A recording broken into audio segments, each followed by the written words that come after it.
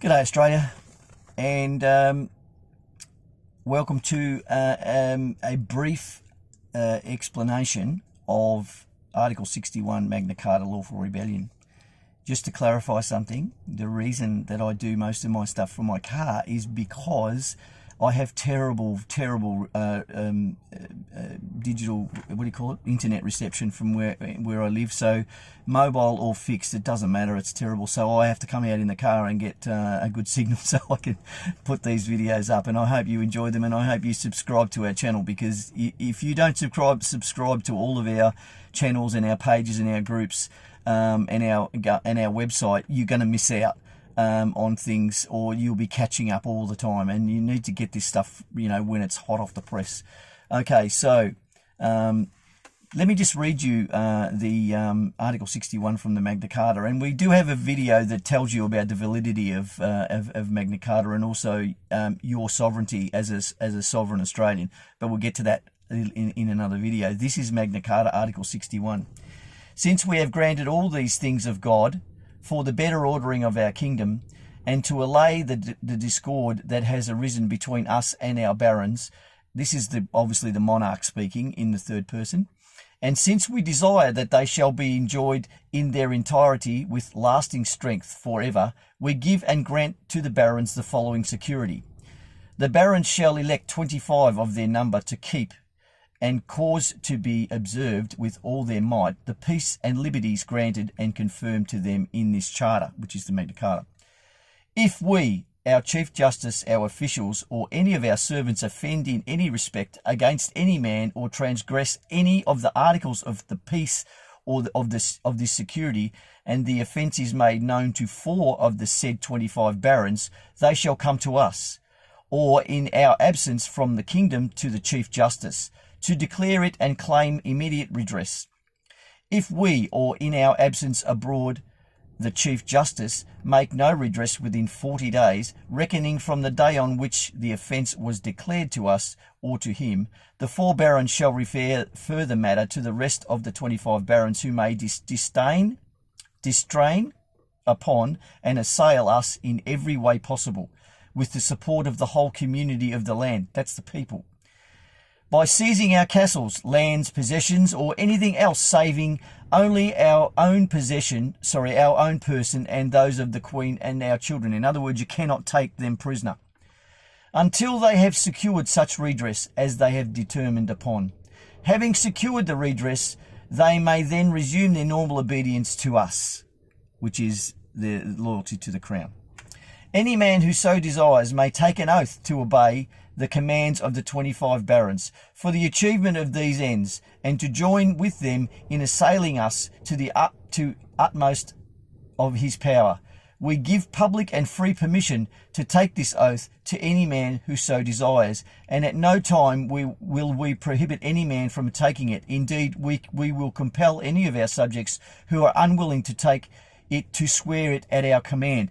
Now, this means that we are going to swear an oath to the barons, but not as you think we're doing it, and we'll explain that to you a little bit further on. We're going to take an oath to our Commonwealth, to the Commonwealth of Australia, and to us, because it's the people. We are the Crown.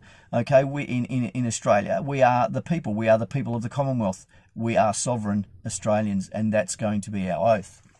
If one of the 25 barons dies or leaves the country, or is prevented in any way from discharging his duties, the rest of them shall choose another baron in his place at their discretion, who shall be duly sworn in as they were. In the event of a disagreement among the 25 barons on any matter referred to them for this decision, the verdict of the majority present shall have the same validity as the unanimous verdict of the whole 25. Whether these were all present, or some of those summoned were unwilling or unable to appear. The 25 barons shall swear to obey all of the above articles faithfully, and shall cause them to be obeyed by others to the best of their power. We will not seek to procure from anyone, either by our own efforts or those of a third party, anything by which any party of these concessions or liberties may be revoked or diminished. Should such a thing be procured, it shall be null and void, and we will at no time make use of it, either ourselves or through a third party. So they're not going to take your stuff, okay? because they can't under the article. And that's it for Article 61. And that's it for Article 61. So you can see in there that that's a translated copy, and it's the best one I could find. And the actual translation into English is not that flash, because ye old English was a little bit hard to comprehend in some instances. The point is that anyone can swear an oath to the barons. Now, we're not suggesting that we swear oaths to a baron. What we're saying is our barons are the people. We are the people of the Commonwealth, and we're going to explain more of this as we go further along the line of explaining lawful rebellion and why we need the will of the people, and it's the bona fide will of the people, not just a whole bunch of names. So we will be asking you to enrol with our Aussie Patriots roll, which is going to be used as bona fide evidence of the will of the people for Wayne's already enacted Article 61 in 2019. Now, Wayne's not a baron. Wayne is a Commonwealth public officer, and so we're going to swear an oath to Wayne's Article 61. That's what we're going to do, because Wayne, I suppose in a way, the barons of our realm, the Commonwealth of Australia, are our CPOs, our Commonwealth public officers. And they are people who have sworn a lawful, constitutionally lawful oath. A lot of people out there think that if you've sworn an oath in Australia that you are CPO. You're not. You have to have sworn your oath, and we'll get to this. I think it's before 1971. Not sure exact on the date, but we'll explain that to you as we go forward. And this is another reason why you need to subscribe, join, enroll, and do all the things that you need to do so you can get access to this information straight away, straight hot off the press.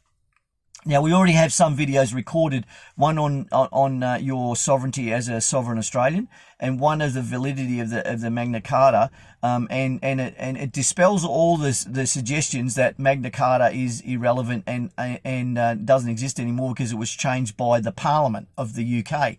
That can't be done. And if you understand the way that the Great Charter or the Magna Carta works, it was designed so it couldn't be changed by elected officials or anyone like that. It can only be challenged, all right, and then it must conform to the other articles, and it also must conform like any changes must conform to basically the will of the people. Because if why would the people agree to change something that was to their detriment?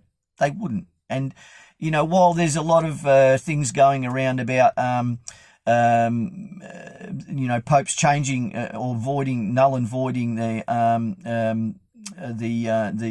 Magna Carta, that's not possible either, because in the Magna Carta it doesn't actually mention anything about people being able to void it, so it can't be voided. And even though King John went to the Pope and said, "Look what they did to me," it was signed under duress. That doesn't fly either, because I think it was Henry III.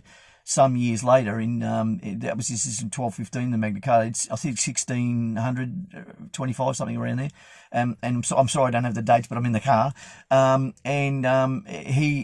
He declared that the Magna Carta was still alive and kicking. So I'm sure he didn't say those words, but it is still very relevant. It was used as a I don't know, a guide, if you like, to create our lawful indissoluble Commonwealth of Australia Constitution Act 1901. It was used in many constitutions throughout the Commonwealth and throughout the world.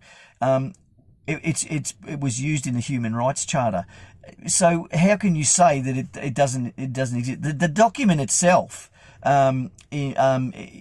still exists. If it was cancelled, whatever, it wouldn't hold such a high place in status of historical documents. It would just be another piece of paper, another piece of parchment.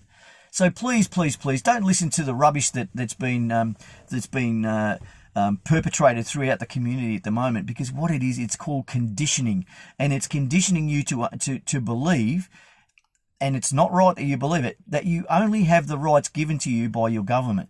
The government works for us, okay?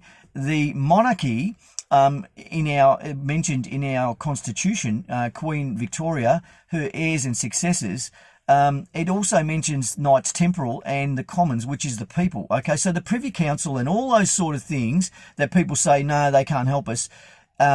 They can, and they have an indissoluble obligation within our Constitution to do so.